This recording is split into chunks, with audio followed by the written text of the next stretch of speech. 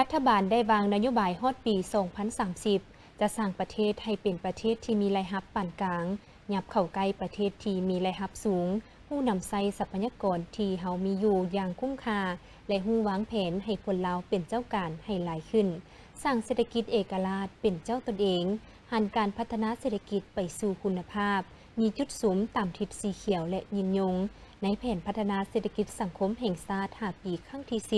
2026-2030 ได้กำหนดเรียกงานการท่องเที่ยวในเป้าหมายที่ 5 ของ 6 เป้าหมายซึ่งเป้าหมายที่ 5 การเสื่อมโยงเสื่อมจอดกับภาคพื้นและสากลในเวียกจุดสุ่มที่ 4 การท่องเที่ยวจะต้องเป็นเครื่องมือหนึ่งในการขับเคลื่อนเศรษฐกิจพร้อมทางปกปักรักษาสิ่งแวดล้อมการร่วมมือซึ่งกันและกันเป็นขีดหมายอันสำคัญในการสร้างแห่งขับเคลื่อนรูปแบบใหม่ผ่านการเสื่อมโยงระหว่างภาครัฐชุมชนท้องถิ่นนักคนครัวภาคธุรกิจนักลงทุนและคู่ร่วมพัฒนาเพื่อร่วมกันอนุรักษ์ชีวนานาพันธุ์พร้อมทั้งพัฒนาการท่องเที่ยวชีวนานาพันธุ์ให้มีคุณภาพสูงและยืนยงไปในวันที่ 1 สิงหาคม 2026 เวลาประมาณ 11:30 นาทีได้เกิดเหตุการณ์ไฟไหม้ขึ้นอยู่ที่ห้างขายเครื่องอยู่ตลาดสุขสมบูรณ์หลัก 3 เมืองทาแขกแขวงขมวน หลังจากที่ว่าได้รับแจ้งความทางเจ้าหน้าที่แผนกตำรวจสกัดกั้นและต้านอัคคีภัยปกส.แขวงขมวนก็ได้หีบห้อนนำรถมอดไฟจำนวน 2 คันออกไปสกัดกั้นและมอดไฟจากการสืบสวนสอบสวนพบว่าต้นต่อของเหตุการณ์ไฟไหม้ในครั้งนี้แม้นเกิดจากเท่าเลวันให้ได้จ้างสร้างจำนวน 2 คนซึ่งว่าเป็นคนเวียดนามเข้ามาจอดเล็กอยู่ที่ห้างของผู้เกี่ยวซึ่งในเวลาสร้างกำลังจอดเล็กได้เห็นให้สะเก็ดไฟตกใส่กระเป๋ายางขุยางโฟมใส่อาหารและตกใส่สิ่งของอื่นๆเห็นให้เกิดไฟไหม้และได้ลุกลามไปห้างอ้อมข้างรวมทั้งหมดจำนวน 13 ห้างโดยในแต่ละห้างมีเครื่องขายเป็นวัตถุไวไฟเช่นว่ากระเป๋ายางโฟมใส่อาหารบางแก๊สยาสูบกระดาษและก็เครื่องแห้งประเภทต่างๆจำนวนหลวงหลายในขณะที่ว่าไฟกำลังลุกลามก็ได้ระดมกำลังปกสและพ่อแม่ประชาชนพร้อมกันเข้าช่วยเหลือเพื่อช่วยควบคุมไฟและยกย้ายสิ่งของออกจากจุดไฟใหม่เพื่อลดพรความเสียหายให้ได้หลายเท่าที่จะหลายได้พร้อมเดียวกันนี้ก็ได้ระดมรถมอดไฟจากภาคส่วนต่างๆรวมทั้งหมดจำนวน 13 คันเข้ามาช่วยมอดไฟซึ่งประกอบด้วยรถมอดไฟจากเมืองหินบูน1 คันจากเมืองหนองบก1 คันจากบริษัท BM 2 คันจากบริษัทเกตสุวรรณ1 คันจากบริษัทฟุนโปตัสอาซีโปตัสสากลลาวจำกัดผู้เดียว1 คันจากบริษัท TNT 1 คันและก็รถมอดไฟจากแขวงนครพนมราชอาณาจักรไทยจำนวน 4 คันด้วยกันส่วนผลเสียหายแม้นยังบ่สามารถประเมินมูลค่าได้ซึ่งอยู่ในขั้นตอนของการเก็บกำข้อมูลแบบละเอียดที่ถ้วนกันอยู่นั่นเองผู้ชม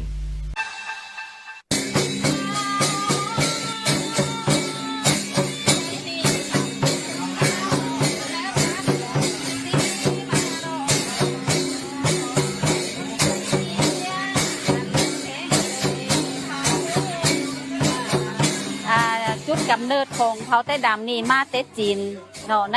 เข้าแต่สมัยก่อนเนาะหลังจากนั้นก็แจกย้ายไปอยู่สสเวียดนามคือแขวงเซินลาซัพพอไต้ดำนำท่าหรือว่าไต้ดำที่เข้ามาอยู่ในลาวแม่นส่วนหลายมาจากเซินลาเนาะมาจากสสเวียดนามหลายกว่าซัพพอสุดการแต่งกาย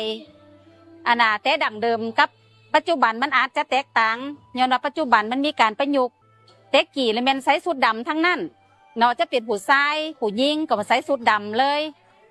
ฝ่ายดำฝ่ายนิ่นย่อมดำแล้วก็ผู้หญิงมันใส่มาเปมแล้วก็ผู้ชายมันเป็นเสื้อดำโคตเป็นตุ๊ดใส่กระดุมซื่อๆบ่มีกระดุมของผู้ชายเฮ็ดของแต่ดำนี่แม่นแต่ใดๆมาแม่นก็เป็นบุญเศียนเฮือนเนาะบุญเศียนเฮือนหมายว่าทานหรือว่าเฮ็ดให้เทวดาเฮือนหรือว่าผีเฮือนเนาะแต่ดำบ่เอิ้นว่าผีเฮือนกินนอกจากเศียนเฮือนขาดบ่ได้แล้วก็ปฏิบัติกันเรื่อยๆก็คือปาดตรงเนาะปาดตรงหมายว่าลาเข้าให้เทวดาเฮือนหรือว่าผีเฮือนกินในทุกๆ10 วันเนาะสมมุติว่ามือกราบแม่นครบมือกราบอันต้องได้ปาดเนาะเฮือนถ้าเฮือนมันจะมีมือเว้นตรงของไผของมันเนาะจะเป็นมือเต๋ามือกามือกราบมือฮับมือไห้ก็ยา เนาะมันจะบ่พร้อมกันเอกลักษณ์ประจำเขาก็มีหลายอันเนาะแต่ว่าก็จุดที่เด่นกว่าหมู่ก็คือว่านุ่งเสื้อติดมะแปมนี่แต่ใดๆมามะแปมนี่น่ะมันแล้วก็คิดลายที่เป็นเอกลักษณ์ของไต้ดำมาแต่ใดก็แม่นเขาเอื่นว่าคิดลายโจรนี่มันคิดไต้ดำแต่แท้ๆนี่น่ะเนาะส่วนลายเขาเจ้าเฮ็ดเป็นแท่ปูผ่าปูใส่ตอนที่ล่วงลับเนาะหรือว่าคนล้มคนตายนะแม่นจะเศร้าคิดตัวนี้เรื่องด้านศิลปะแม่นครับมีบทครับเป็นเอกลักษณ์ของเขาเนาะครับไต้ดำแล้วก็เครื่องดนตรีมันจะมีโกงเอิ่นว่าโกงเนาะความลาวเอิ่นว่ากองแต่ว่านี่มันโกงมันใหญ่ ยกตัวอย่างคือเขาตีแซ่เมื่อวานนี่เนาะโกงแล้วก็มีแสงซอยเคี้ยงน่ะแล้วก็ข้องอันนี้มันดนตรีประกอบกับเสียงครับเสียงลำแล้วก็แซ่เตียนแซ่สะพอเอกลักษณ์แท้มันแซ่จับมือถือแขนกันเป็นวงแซ่มันแท้ใดๆมานั่นน่ะสำหรับอาหารประจำเผานี่ก็มีหลายอันคือกันแต่ว่าอันที่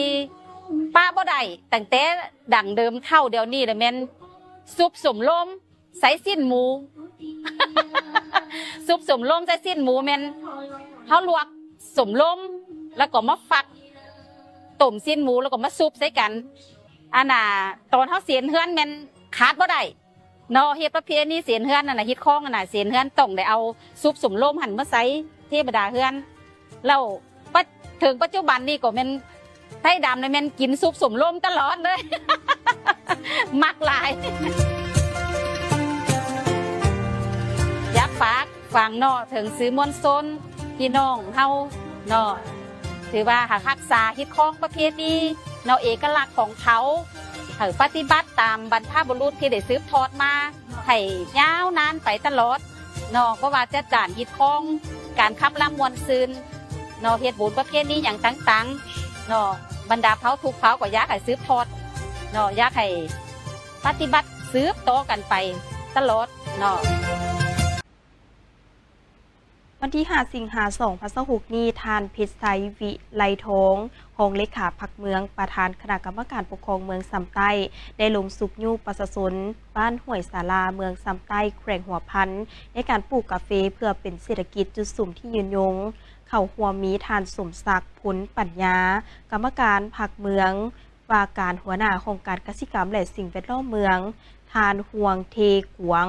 ตั้งหน้าบริษัทต้วนเจืองแทงส่งเสริมกสิกรรมจำกัดมีคณะกรรมการปกครองตะเสงหนองคำพร้อมด้วยพนักงานวิชาการอำนาจการปกครองบ้านและพ่อแม่ประชาชนบ้านห้วยสาลาเข้าร่วมอย่างพร้อมเพรียง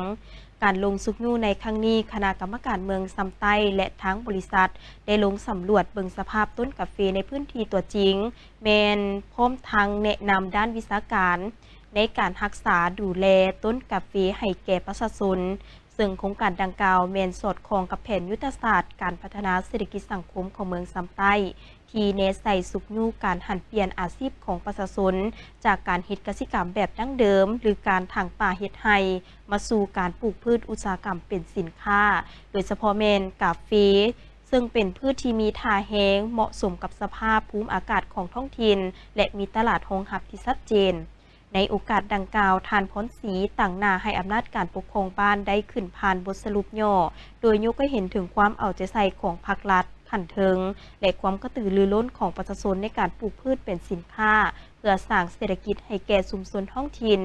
พร้อมนี้ทั้งบริษัทยังได้สนองเทคนิควิชาการ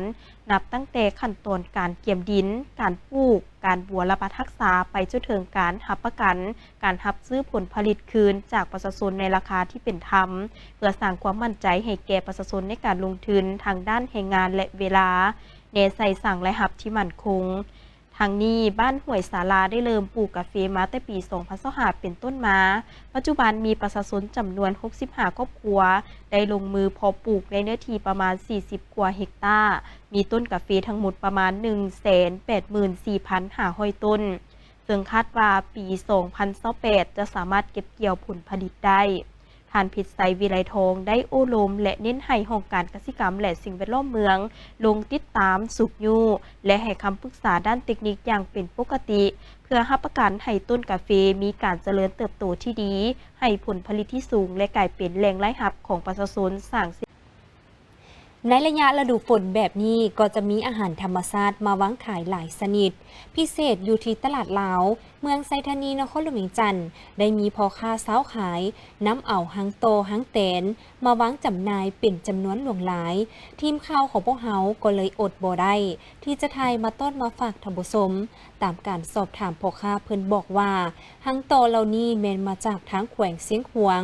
ซึ่งระยะนี้มีหลายแท้ๆเห็นแล้วเป็นตาสะอ่อนใจที่สุดถ้าเอาไปนึ่งก็จะมีกลิ่นหอมหรือตำแจวก็แซ่บหลายกินกับข้าวเหนียวเข้ากันดี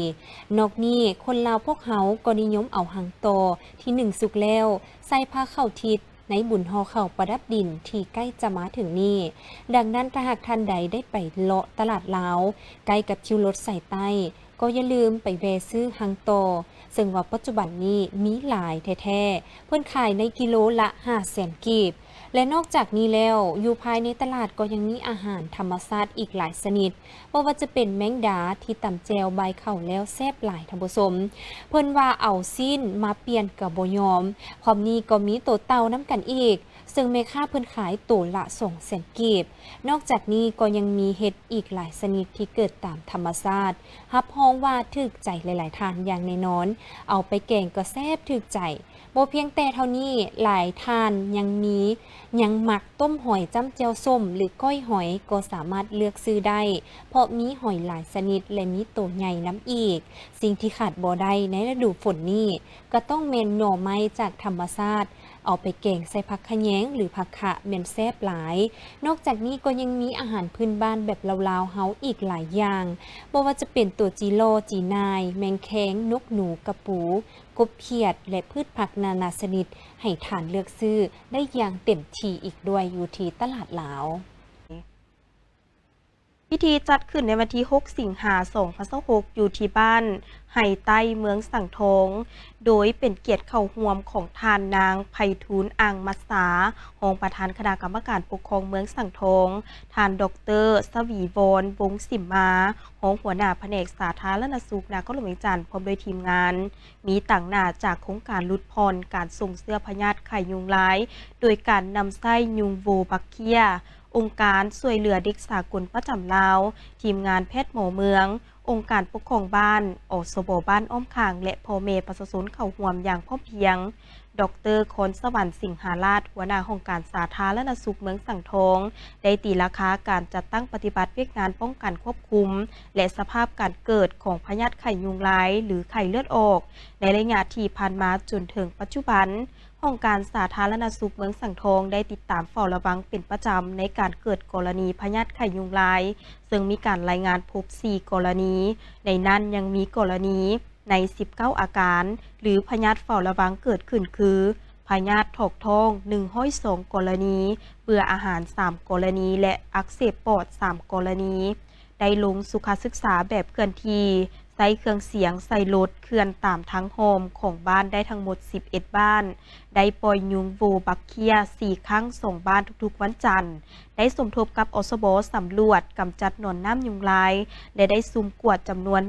1,088 หลังคาเฮือนพบหนอนน้ำ 61 หลังคาทานยังให้หู้ตื่มอีกว่าในปี 2013 อยู่เมืองสังทองได้รับผลกระทบหนักเป็นประวัติศาสตร์มีผู้เป็นไข้ยุงลายฮอด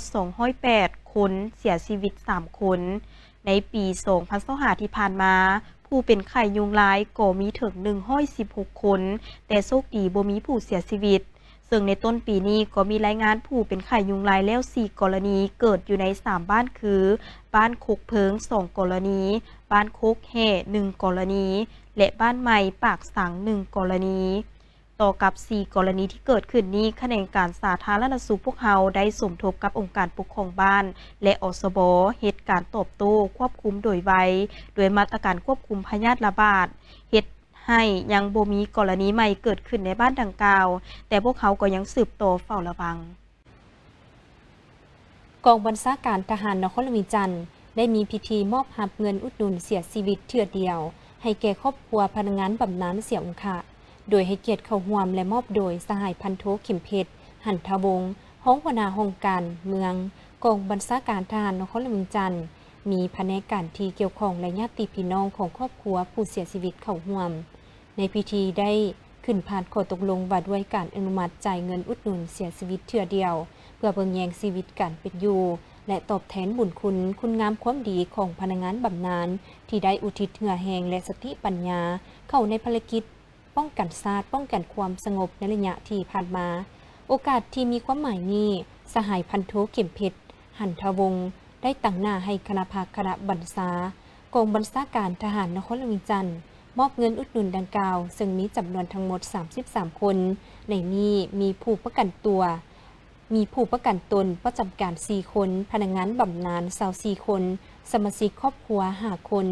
เป็นเงินจำนวน4,900 ล้านกว่ากีบพร้อมเดียวกันนั้นท่านก็ได้ให้เกียรติขึ้นโอ้ล้มต่อพิธีซึ่งสหายได้แสดงความเยี่ยมยามถามข่าวแสดงความเสียใจอย่างสุดซึ้งและเห็นอกเห็นใจมายังครอบครัวญาติพี่น้องพนักงานบำนาญและเสียองค์ที่ล่วงลับไปสหายได้ยกย่องและสรรเสริญคุณงามความดีผลงานการอุทิศตนของบรรดาสหายพนักงานบำนาญและเสียองค์ที่ได้สุ่มสติปัญญาและเหื่อแหงเข้าในภารกิจปกปักรักษาและพัฒนาประเทศชาติก็คือกองทัพในระยะที่ผ่านมาการมอบเงินอุดหนุนเสียชีวิตเทื่อเดียวในครั้งนี้แม้นการจัดตั้งปฏิบัตินโยบายอันถูกต้องและเป็นธรรมแสดงให้เห็นถึงความห่วงใยการเอาใจใส่และการรู้บุญคุณที่มีต่อผู้ที่มีผลงานต่อประเทศชาติซึ่งย้ำใดคณะภาคณะบรรษากองบัญชาการทหารนครหลวงจันทร์ก็ให้ความสำคัญติดตามและเอาใจใส่ต่อการจัดตั้งปฏิบัตินโยบายต่างๆของพนักงานบำนาญอย่างเสมอต้นเสมอปลายซึ่งเป็นการสร้างขวัญกำลังใจอันใหญ่หลวงให้แก่ครอบครัวผู้เสียชีวิตอย่างถูกต้องพร้อมนี้สหายประธานยังได้เรียกร้องให้ครอบครัวผู้เสียชีวิตสืบต่อมูลเสื้ออันดีงามของครอบครัวนักรบปฏิบัติเข้าในการพัฒนาท้องถิ่นของตนสำหรับพิธีเปิดสุดอบรมเวียกงานการต่างประเทศให้แก่บรรดาแผนกการและเมืองอ้อมข้างนครหลวงวิจันทร์ได้จัดขึ้นในวันที่ 5 สิงหาคม 2026 อยู่ที่ห้องว่าการนครหลวงวิจันทร์โดยให้เกียรติเข้าร่วมของทานศิริราชทงศิลป์ทองเพ็งประธานคณะกรรมการปกครองนครหลวงวิจันทร์มีทานวงไซพรมมีไซหัวหน้าแผนกการต่างประเทศนครหลวงวิจันทร์ทานบุปผาพิมพ์แสงห้องหัวหน้าห้องการคณะกรรมการสายแดนแห่งชาติกระทรวงการต่างประเทศพร้อมด้วยบรรดานักวิทยากรและสัมมนากรจากแผนกการห้องการเมืองอ้อมข้างและพนักงานลักแรงทั่วนครหลวงวิจันทร์เข้าร่วมจุดประสงค์การจัดสุดฝึกอบรมในครั้งนี้แม้นเป็นการยกระดับความรู้ความเข้าใจให้แก่บรรดาแผนกการห้องการเมืองและพนักงานลักแรงของนครหลวงวิจันทร์เกี่ยวกับเวียกงานการต่างประเทศพร้อมทั้งร่วมกันแลกเปลี่ยนบทเรียนในหัวข้อต่างๆและสนทนาค้นคว้าร่วมกันต่อผู้ที่ปฏิบัติเวียกงานตัวจริงในเวียกงานการต่างประเทศในแต่ละของเขตที่ตนรับผิดชอบเพื่อนำเสนอและแลกเปลี่ยนความรู้ประสบการณ์ร่วมกันเห็นให้เวียกงานมีความเป็นเอกภาพไปในลวงเดียวกันเนใส่การสร้างกลไกร่วมมือกันในต่อหน้าให้มีประสิทธิผลในสุดฝึกอบรมทานวงไซพรมมีไซได้ขึ้นรายงานสภาพการเคลื่อนไหวเวียกงานการต่างประเทศของนครหลวงวิจันทร์ในปี 2025 ที่ผ่านมาและแผน 2026 พร้อมทางนำเสนอขั้นตอนการขออนุมัติเดินทางไปต่างประเทศของภาคส่วนต่างๆในนครหลวงวิจันทร์พร้อมเดียวกันนั้นสุดฝึกอบรมยังได้เรียนรู้ถึงสภาพรวมของเวียกงานคุ้มครองชายแดนความรู้พื้นฐานเกี่ยวกับเวียกงานพิธีการทูตรูปแบบการจัดห้องประชุมพบปะสองฝ่ายและขั้นตอนการจัดพิธีประดับเหรียญมอบใบย่อยภาระบทบาทและการคุ้มครองเวียกงาน INGO ซึ่งเวียกงานดังกล่าวนี้สามารถนำไปหมุนไส้ในเวียกงานแต่ละของเขตของสัมมนากรให้เกิดประสิทธิผลและมีผลสำเร็จตามคาดหมายอีบัวลีพาเลขาคณะบริหารงานพรรคประธานศาสตร์ประชาชนสุขสุดมีคณะประจำพรรคกรรมการคณะบริหารงานพรรคและสมาชิกพรรคอ้อมข้างศาสตร์ประชาชนเข้าร่วมสหายไพวีศรีบัวลีพาได้กล่าวจุดประสงค์และอุดมการณ์อันสูงส่งของพรรค นับแต่มือก่อตั้งเป็นต้นมาพวกเขาได้ยึดมั่นแนวทางมหาชนอย่างเสมอต้นเสมอปลายเมื่อกลายเป็นพรรคกำอำนาจพรรคเขาได้สืบต่อถือเอาเวียกงานก่อสร้างรากฐานการเมืองติดพันกับเวียกงานพัฒนาชนบทแก้ไขความทุกข์ยากและเวียกงานสามสร้างเป็นนโยบายเป็นมาตรการที่มีลักษณะยุทธศาสตร์เฉพาะหน้าและยาวนานที่ส่งแสงให้เห็นทัดแท้มูลเสื้ออันดีงามของพรรคเขาที่มาจากประชาชนโดยประชาชนเป็นของประชาชนและเหตุทุกสิ่งทุกอย่างเพื่อผลประโยชน์อันชอบธรรมของประชาชนการพันขยายและจัดตั้งปฏิบัติแนวทางนโยบายมติคำสั่งและคำแนะนำของเวียกงานดังกล่าวได้เฮ็ดให้การจัดตั้งในระบบการเมืองอยู่บรรดาหักฐานในสำนักงานองค์การกำลังประกอบอาวุธและหัวหน่วยวิสาหกิจต่างๆนับมือได้รับการปรับปรุงให้มีความเข้มแข็งและหนักแน่นส่วนบทได้รับการพัฒนาเป็นก้าวๆความทุกข์ยากได้รับการแก้ไขอย่างตั้งหน้าและเป็นระบบต่อเนื่องครอบครัวทุกข์ยากลดลงบ้านพัฒนาได้เพิ่มขึ้นชุมชนชนบทใหม่ได้ขยายตัวชีวิตการเป็นอยู่ด้านวัตถุและจิตใจของประชาชนบรรดาเผ่าโดยรวมได้รับการปรับแปลงดีขึ้นเทื่อละก้าวการตั้งถิ่นฐานภูมิลำเนาทำมาหากินตามลำพังกระเจกกระจายและแบบเลื่อนลอยได้รับการแก้ไขเป็นก้าวอันสำคัญในบริเวณที่มีลักษณะหล่อแหลมเคยเป็นเขตเกาะห้อยรีซอนของพวกคนบ่ดีได้รับการแก้ไขและปรับปรุงให้นักแน่นและพัฒนาดีขึ้นพร้อมนั้นบรรดากระทรวงองค์การได้สร้างบาทก้าวไปสู่การปฏิบัติภาระบทบาทคุ้มครองมหาภาคและมอบความเป็นเจ้าการให้หักฐานหลายขึ้นเฮ็ดให้แนวทางนโยบายของภาคกฎหมายของรัฐได้รับการพันขยายและจัดตั้งปฏิบัติอยู่ขั้นหักฐานและในเขตจุดสุ่มเป้าหมายซึ่งในตอนท้ายกองประชุมก็ได้ผ่านมติตกลงของคณะบริหารงานพรรคศาลประชาชนสูงสุดว่าด้วยการหับพ้องเอาผลการประเมินหน่วยพรรคปลอดภัยเข้มแข็งนักแน่น11หน่วยพรรคที่ขึ้นกับองค์คณะพรรคศาลประชาชนสูงสุดคือหน่วยพรรคของการหน่วยพรรคกลุ่มจัดตั้งพนักงานหน่วยพรรคกลุ่มกวดกาหน่วยพรรคกลุ่มแผนการเงินหน่วยพรรคกลุ่มหัวมือสากลหน่วยพรรคสถาบันคุณครัวและฝึกอบรมคณะศาลแพ่งคณะศาลอาญาคณะศาลแรงงานคณะศาลการค้าคณะศาลครอบครัวต่างหน้ามอบโดยสหายไพวีศรีบัวพาเลขาคณะบริหารงานพรรคประธานศาลประชาชนสูงสุดประชุมพบปะได้จัดขึ้นในวันที่5สิงหาคม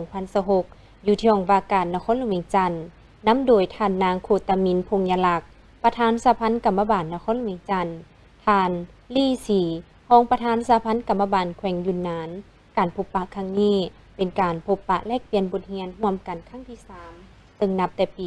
2024จนฮอดปัจจุบันทางสภาพันธ์กรรมบาลนครหลวงเวียงจันทน์ได้เอาใจใส่ยกสูงทักษะฝีมือแห่งงานจัดกิจกรรมสร้างสรรค์ส่งเสริมวัฒนธรรมกีฬา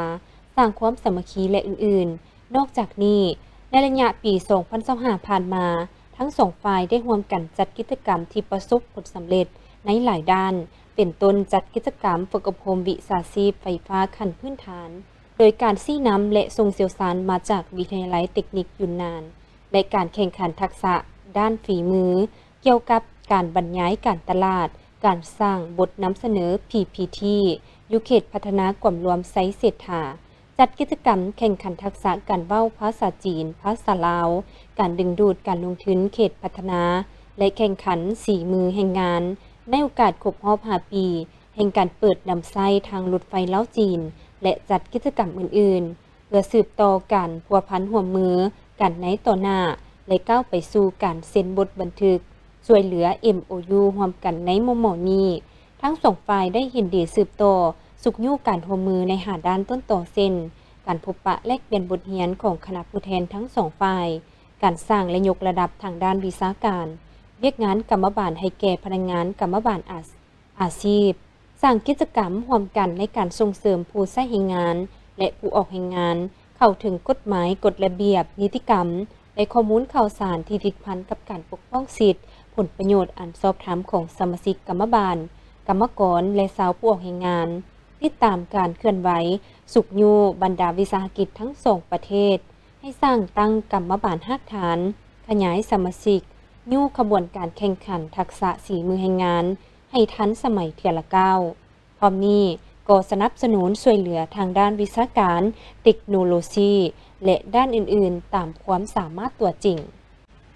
พิธีจัดขึ้นในวันที่ 6 สิงหาคมนี้ที่นครหลวงเวียงจันทร์โดยการเป็นประธานของทานนางสุบาลีคำผุยประธานสมาคมนักธุรกิจหนุ่มลาวเป็นเกียรติเข้าร่วมทานทองลีศรีสุริตเลขาคณะบริหารงานศูนย์กลางสาวหนุ่มประชาชนปฏิบัติลาวทานนางมีนาศิวิไลรองเลขาคณะบริหารงานศูนย์กลางสาวหนุ่มประชาชนปฏิบัติลาวพร้อมด้วยบรรดาทานรองเลขาขันศูนย์กลางคณะกรมจากศูนย์กลางสาวหนุ่มคณะบริหารงานสมาคมนักธุรกิจหนุ่มลาว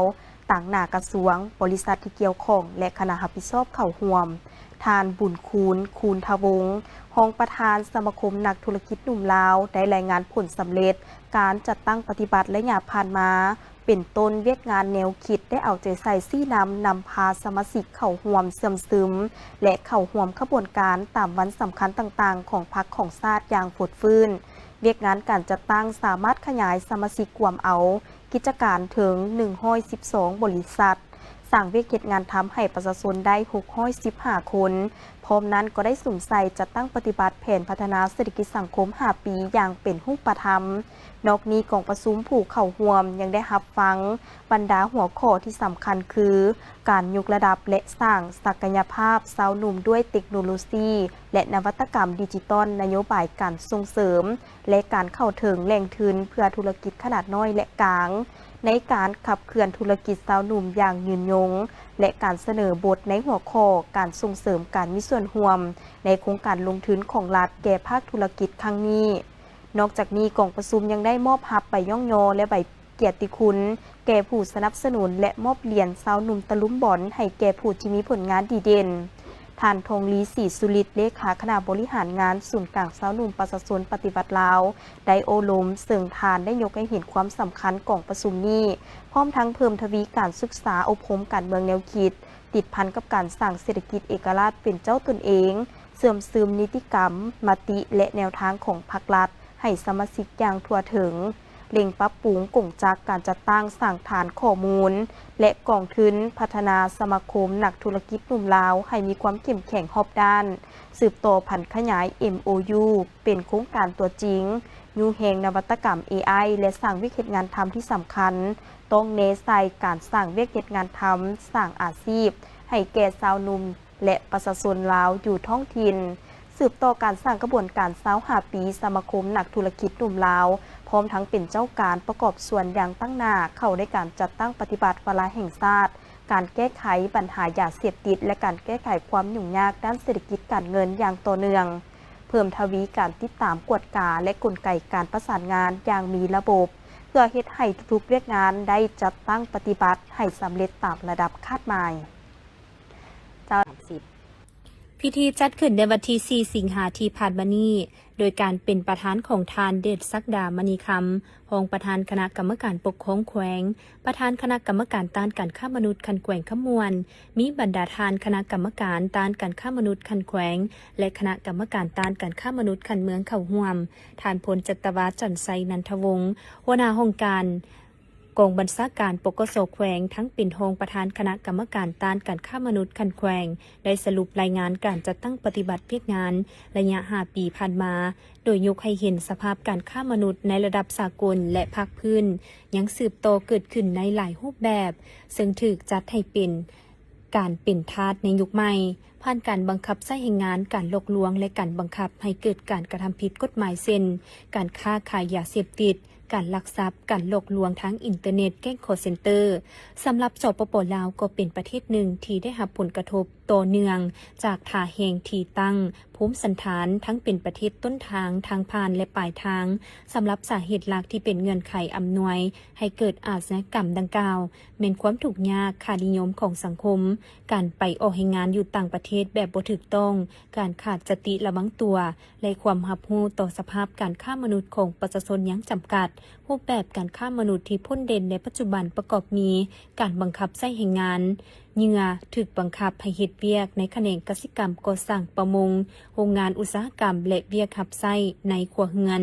โดยได้รับค่าจ้างหน่อยที่สุดหรือบ่ได้รับเลย การแสวงหาผลประโยชน์ทางเพศกวมเอา 36 ส่วนห้อย ส่วนใหญ่แม่หญิงและเด็กหญิงถูกแอบแฝงในรูปแบบการบริการนวดโรงแรมหรือผ่านแพลตฟอร์มออนไลน์ต่างๆ การบังคับให้กระทำผิดกฎหมาย ผู้เคราะห์ให้ถูกบังคับให้มีส่วนร่วมในการหลอกลวงทางอินเทอร์เน็ตเช่นแก๊ง call center ผ่านการจัดตั้งปฏิบัติเวียกงาน5 ปีที่ผ่านมา คณะกรรมการต้านการค้ามนุษย์แขวงขมวน ได้เอาใจใส่3เวียกจุดสุ่มคือเวียกงานป้องกันเวียกงานปกป้องและช่วยเหลือผู้ถูกขอให้รวมทั้งเวียกงานดำเนินคดีต่อผู้กระทำผิดอย่างเข้มงวดสำหรับแผนการ5 ปีต่อหน้า 2026-2030 แขวงขมวนจะสืบต่อเพิ่มทวีความรับผิดชอบปรับปรุงกลไกการประสานงานทั้ง3ระดับแขวงเมืองกลุ่มบ้านให้เข้มแข็งพร้อมทางยกสูงเวียกงานการร่วมมือทางภายในและต่างประเทศเพื่อ 2026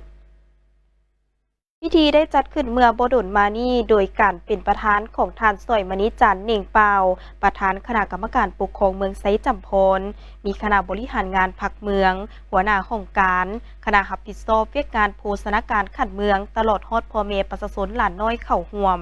ท่านนางสีพันธ์เกี่ยงละนุศิลป์ห้องหัวหน้าของการสาธารณสุขเมืองไซจำพรได้ขึ้นผ่านประวัติความเป็นมาของเวียกงานโภชนาการบางทีพวกเขาฮู้น้ำกันการเลี้ยงลูกด้วยนมแม่มีคุณประโยชน์อย่างมหาศาลเฮ็ดให้เด็กน้อยมีสุขภาพแข็งแรงและมีโภชนาการดีการเจริญเติบโตและพัฒนาเฮ็ดให้เด็กน้อยฉลาดน้ำนมแม่มีสารอาหารครบถ้วนเพียงพอสำหรับเด็กตั้งแต่มื้อเกิดจนฮอดอายุ 6 เดือนหลังขออภัยทั้งมีภูมิคุ้มกันช่วยปกป้องเด็กน้อยจากพยาธิซึมเสื้ออื่นๆเฮ็ดให้ลดอัตราการเจ็บป่วยการเสียชีวิตผลจากการค้นคว้าทางวิทยาศาสตร์ได้บ่งบอกให้รู้ว่าการเลี้ยงลูกด้วยนมแม่เพียงอย่างเดียวตั้งแต่มื้อเกิดจนฮอดอายุ 6 เดือนขึ้นไปเคียงคู่กับการให้ลูกกินนมเสริมที่ถูกต้องเมื่อลูกอายุได้ 6 เดือนขึ้นไปจะช่วยลดพรการเสียชีวิตในเด็กได้ถึง20%ส่วนห้อยและในทุกๆปีระยะแต่วันที่1หาวันที่7สิงหาบรรดาประเทศในทั่วโลกได้พร้อมพากันจัดพิธีเฉลิมฉลองวันสัปดาห์สากลเลี้ยงลูกด้วยนมแม่และวันโภชนาการด้วยกิจกรรมต่างๆโอกาสนี้ผู้เข้าร่วมยังได้รับชมวิดีโอ 1,000 วันของชีวิตการขาดสารอาหารของเด็กน้อยพร้อมทั้งเล่นกิจกรรมถามตอบแลกเอาของรางวัลและร่วมกิจกรรมแจกจ่ายอาหารให้แก่หลานน้อยอยู่บ้านน้ำอ้อนอีกด้วยต่อกันกองประชุมดังกล่าวได้จัดขึ้นในวันที่5สิงหาคม2026อยู่ที่แผนกอุตสาหกรรมและการค้านครหลวงจันทร์โดยการเข้าร่วมของท่านนางวรรณมณีพิมพ์สารหัวหน้าแผนกอุตสาหกรรมและการค้านครหลวงจันทร์มีรองประธานคณะกรรมการปกครองเมืององค์การอุตสาหกรรมและการค้า9ตัวเมืองและภาคส่วนเกี่ยวข้องเข้าร่วมจุดประสงค์ในการจัดกองประชุมในครั้งนี้ก็เพื่อเป็นการพันขยายการจัดตั้งปฏิบัติกฎหมายว่าด้วยวิสาหกิจซึ่งบรรดาผู้เข้าร่วมจะได้รับฟังการเผยแพร่นิติกรรมแนวใส่เพื่อเฮ็ดให้การจัดตั้งปฏิบัติกฎหมายว่าด้วยวิสาหกิจนิติกรรมและบรรดาระเบียบการต่างๆที่ติดพันกับเวียกงานคุ้มครองวิสาหกิจให้มีความเข้าใจเป็นเอกภาพในหลวงเดียวกันของบรรดาเจ้าหน้าที่ทะเบียนวิสาหกิจและภาคส่วนที่เกี่ยวข้องภายในนครหลวงเวียงจันทร์สำหรับเอกสารที่นำมาเผยแพร่ประกอบมีข้อตกลงว่าด้วยการปรับไหมและการนำใช้มาตรการต่อผู้ละเมิดกฎหมายว่าด้วยวิสาหกิจฉบับเลขที่1338/อคลงวันที่13พฤษภาคม2026ข้อตกลงว่าด้วยการประกอบทุนจดทะเบียนฉบับเลขที่2025/อคลงวันที่9กันยายน2025และแจ้งการแนะนำฉบับเลขที่1243/กคบลงวันที่8มิถุนายน2026เกี่ยวกับขั้นตอนการติดตามการแจ้งประกอบทุนจดทะเบียนแจ้งการฉบับเลขที่2270/หกลงวันที่25มิถุนายน2026เกี่ยวกับการแจ้งขึ้นทะเบียนวิสาหกิจของผู้ลงทุนต่างประเทศซึ่งข้อตกลงว่าด้วยการปรับใหม่และมาตรการอื่นต่อผู้ละเมิดกฎหมายว่าด้วยวิสาหกิจฉบับเลขที่1338/อคลงวันที่13พฤษภาคม2026นิติกรรมใหม่นี้ได้ระบุ17พฤติกรรมละเมิดของบุคคลนิติบุคคลและวิสาหกิจพร้อมมาตรการปรับใหม่ทางด้านการเงินและมาตรการบริหารเพิ่มเติมเช่น การศึกษาอบรมกล่าวเตือนและการโจะการนำใช้ทะเบียนวิสาหกิจการดำเนินธุรกิจโดยบ่ได้ขึ้นทะเบียนวิสาหกิจครั้งที่1ปรับใหม่5 ล้านกีบครั้งที่2ปรับใหม่10 ล้านกีบและครั้งที่3ขึ้นไปปรับใหม่20 ล้านกีบต่อครั้งพร้อมทั้งถือเขตบทบันทึกและต้องขึ้นทะเบียนให้ถูกต้องภายใน10 วันรัฐการนำเอาใบทะเบียนวิสาหกิจให้บุคคลอื่นนำใช้ครั้งที่1ปรับใหม่10 ล้านกีบครั้งที่2ปรับใหม่20 ล้านกีบและครั้งที่3ขึ้นไปสูงถึง50 ล้านกีบต่อครั้งการปลอมแปลงใบทะเบียนวิสาหกิจปรับใหม่20 ล้านกีบต่อครั้งพร้อมกล่าวเตือนและเหตุบทบันทึกบ่ติดป้ายสื่อวิสาหกิจ1 ครั้งกล่าวเตือนครั้งที่2ปรับใหม่1 ล้านกีบครั้งที่3ขึ้นไปปรับใหม่2 ล้านกีบต่อครั้งพร้อมโจะการนำใช้ใบทะเบียนวิสาหกิจกองประชุมดังกล่าวได้จัดขึ้นในวันที่ 5 สิงหาคม 2026 อยู่ที่สโมสรเมืองศรีโคตะบองนครหลวงจันทน์โดยการเข้าร่วมของสหายทวีไซเหมาสมภูรองเลขาคณะพรรคนครหลวงจันทน์มีสหายภูธรแก้วดวงมณีกรรมการประจำพรรคหัวหน้าคณะจัดตั้งนครหลวงจันทน์สหายอินปองทุมมาเลขาคณะพรรคเมืองศรีโคตะบองพร้อมด้วยคณะประจำพรรคคณะพรรคเมืองศรีโคตะบองเลขาคณะพรรคห้าฐานตาแสงปกสเลขาหน่วยพรรคห้าฐานสำนักงานห้องการโรงเรียนอ้อมข้างและเลขาหน่วยพรรคบ้านเขาห่วมสหายทวีไซเหมาสมภูได้กล่าวมีคำเห็นว่ากฎระเบียบพรรคแม่นรัฐธรรมนูญเป็นกฎหมายสูงสุดและเป็นบทอิงพื้นฐานในการจัดตั้งเคลื่อนไหวของพรรคเฮากฎระเบียบพรรคสมัยที่12ที่ได้รับการรับรองเอาในกองประชุมใหญ่ผู้แทนทั่วประเทศครั้งที่12ของพรรคที่ผ่านมานั้นแม้ได้รับการปรับปรุงให้สอดคล้องกับสภาพการใหม่เพื่อแนะใส่ยกสูงความสามารถนำพาความเป็นแบบอย่างน้ำหน้าและความศักดิ์สิทธิ์ในการคุ้มครองภายในพรรคกองประชุมในมื้อนี้มีความสำคัญหลายต่อการสร้างความเป็นเอกภาพทางด้านทัศนะแนวคิดและการกระทำของทั่วองค์คณะพรรคเมืองศรีโคตะบองในกองประชุมในครั้งนี้ยังจะได้รับฟัง2เนื้อในเอกสารที่สำคัญคือกฎระเบียบพรรคประชาชนปฏิวัติลาวสมัยที่12คำแนะนำของคณะจัดตั้งศูนย์กลางพรรคเกี่ยวกับการจัดตั้งปฏิบัติกฎระเบียบพรรคฉะนั้นเพื่อเห็นให้กองประชุมบรรลุคาดหมายที่วางไว้อย่างมีประสิทธิผลสูงสุดจึงได้ขอเรียกร้องมายังบรรดาสหายจงพร้อมกันเอาใจใส่บางด้านคือยกสูงความรับผิดชอบการเมืองตั้งใจติดตามให้การรับฟังและยัดเยียงเวลาอันมีค่าดังกล่าวนี้คนขั้วเนื้อในจิตใจของกฎระเบียบพรรคอย่างลึกซึ้งกำให้ได้บรรดาหลักการมาตรฐานข้อห้ามและจุดที่ได้รับการปรับปรุงใหม่เพื่อนำไปจัดตั้งปฏิบัติให้ถูกต้องอยู่รากฐานหน่วยพรรคของตนเสริมขยายประชาธิปไตยพร้อมกันสนทนาแลกเปลี่ยนความคิดความเห็นอย่างมีจุดสูงเพื่อสร้างความเข้าใจให้เป็นเอกภาพกันอย่างทั่วถึงนั่นเองกองประชุมจัดขึ้นในวันที่3 สิงหาคม 2026โดยภายใต้การเป็นประธานของท่านเล็กไหลศรีวิไลรัฐมนตรีกระทรวงโยธาธิการและขนส่งหัวหน้าคณะคุ้มครองเฉพาะโครงการคุ้มครองยานพาหนะและการขนส่งครบวงจรมีบรรดารองรัฐมนตรีผู้ต่างหน้าจากกระทรวงองค์การที่เกี่ยวข้องและคณะประสานงานโครงการเข้าร่วมท่านจันทราพิมพ์มาจากหัวหน้ากลุ่มขนส่งกระทรวงโยธาธิการและขนส่งได้รายงานความคืบหน้าการจัดตั้งปฏิบัติโครงการนับแต่การลงนามเซ็นสัญญาสัมปทานการลงทุนร่วมระหว่างภาครัฐและเอกชนบริษัทลาวสมัยTransformation Data และเทคโนโลยีจำกัดในต้นปี 2025 พร้อมทั้งสรุปเกี่ยวกับประวัติความเป็นมาของโครงการตั้งแต่ขั้นตอนศึกษาความเป็นไปได้การประมูลการรับรองจากสภาแห่งชาติจนฮอดการจัดตั้งคณะบริหารและการดำเนินเวียกงานของบริษัทโครงการซึ่งโครงการดังกล่าวเป็นโครงการลงทุนร่วมระหว่างภาครัฐและเอกชน PPP ในลักษณะที่เอกชนออกแบบก่อสร้างสนองทุนและดำเนินการและบำรุงรักษาตลอดระยะสัมปทานตามมาตรฐานและเงื่อนไขของรัฐบาลกำหนดอายุสัมปทานระยะ20 ปีทุกๆ5 ปีได้มีการประเมินคืนการจัดตั้งปฏิบัติสัญญาเทื่อหนึ่งในพันธะของโครงการต่อรัฐบาลกลางและรัฐบาลท้องถิ่นโครงการนี้เพื่อยกระดับการระบบคุ้มครองข้อมูลการขึ้นทะเบียนยานพาหนะและขนส่งให้ทันสมัยสามารถนำใช้ข้อมูลของยานพาหนะเข้าในเวียกงานคุ้มครองการจราจรทางบกให้มีประสิทธิผลสูงสุดเพื่อแก้ไขปรากฏการณ์ย่อท่อในสังคมที่ติดพันกับการนำใช้ยานพาหนะทางบกเป็นต้นปัญหาอุบัติเหตุทางหลวง การปรับใหม่ใส่โทษผู้ที่ละเมิดระเบียบการจราจรทางบกการประเมินเสียการค่าขออภัยท่านผู้ชมประเมินการเสียค่าทางประจำปีการบรรทุกน้ำหนักรถเกินกำหนดและการบริการต่างๆต่อสังคมเกี่ยวกับข้อมูลของยานพาหนะเพื่อความสะดวกและว่องไว